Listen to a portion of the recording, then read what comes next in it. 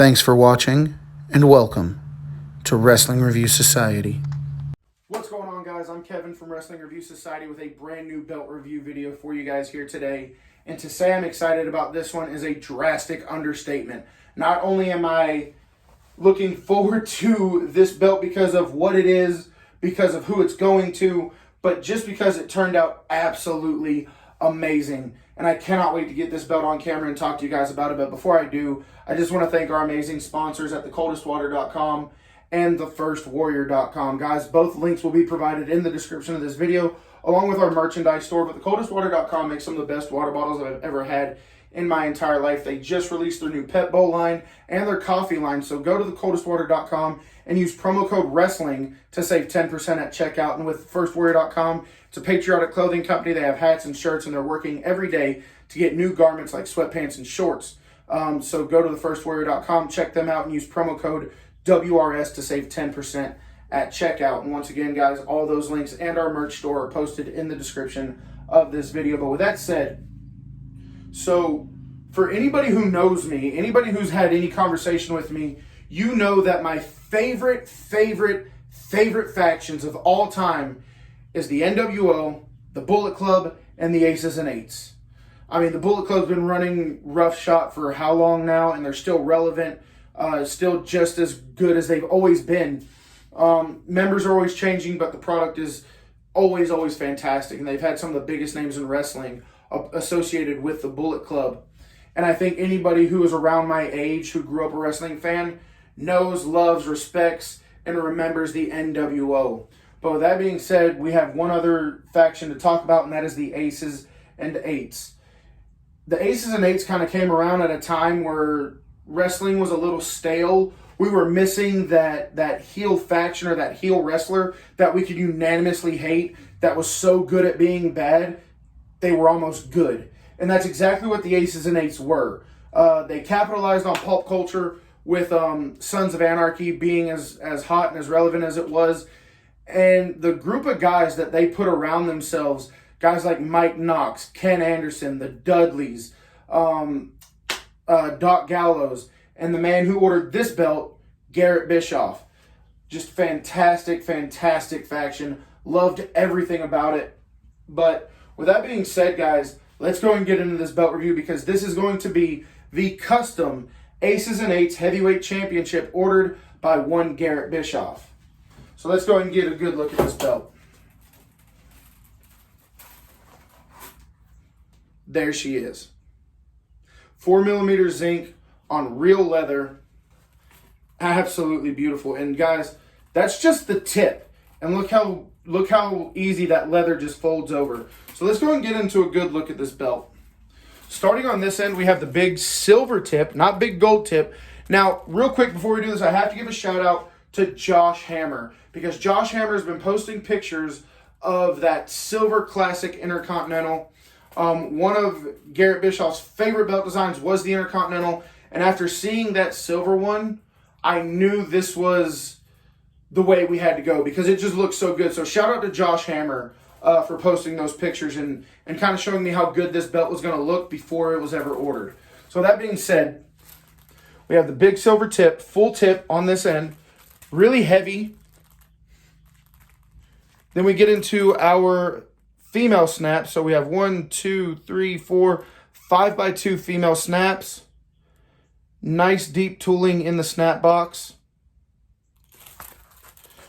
And then we're going to come over here to our side plates. Now the side plates are going to be mirrored on both sides. So you have 4 side plates, but only 2 designs.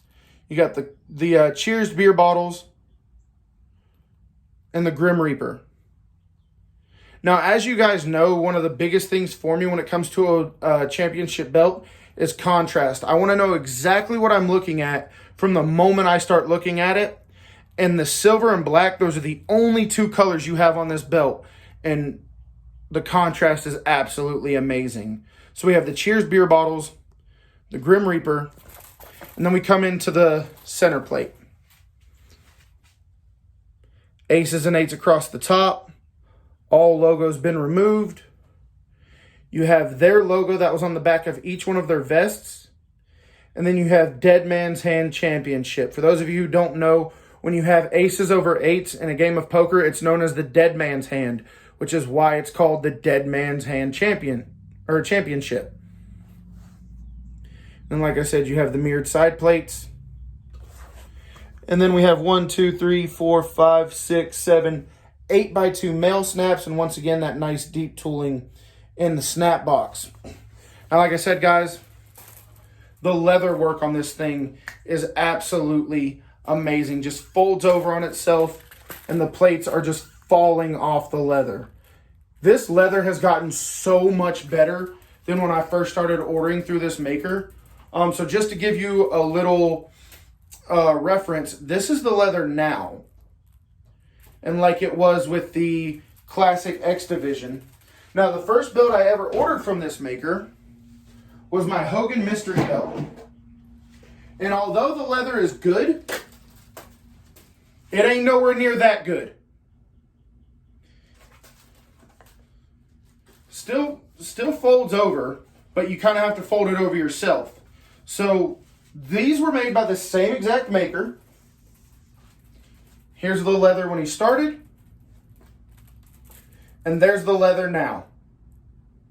And these belts are only 6 months apart, maybe, if that. So I just wanted to do that really quick to draw a comparison on how much better his leather has gotten. And his plates have gotten better. He's consistently gotten better. I have nothing bad to say about this maker. Does he still mess up? Of course. Are there still mistakes? Absolutely. It's human error. But that right there shows you he is working every single day to make his product that much better, and that's what I absolutely love. So we're going to take a look at the back of it. Everything is nice and secured with the backing. No screws showing. Now let's go to our hammer tests. For those of you who don't know, shout out to Stephen Hammer. He teaches me something every single time we have a conversation. That man knows more about belt reviews and knows more about shooting videos. He's forgotten more than I'll ever know. So he helps me every single time we have a conversation, and I learn something new from him. So shout out to Stephen Hammer. No relation to Josh Hammer, but both amazing guys. So the 3 hammer tests. We already covered one, the leather. The next one, how does it fit over the shoulder? Guys, once again, I put it on the wrong way. The reason I love these big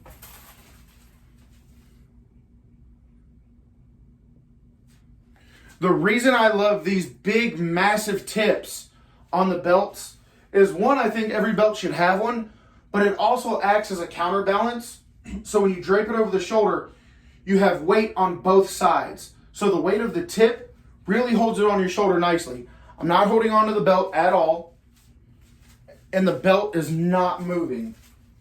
It's got a really nice deep curve, and like I said, that tip acts as a massive counterbalance to hold it in place.